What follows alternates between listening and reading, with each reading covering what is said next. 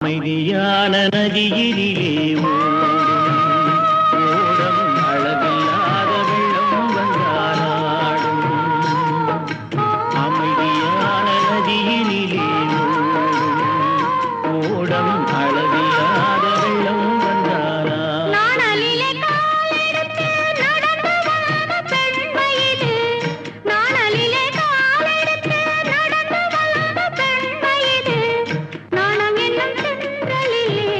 தொட்டில் கட்டும் மென்மையிலே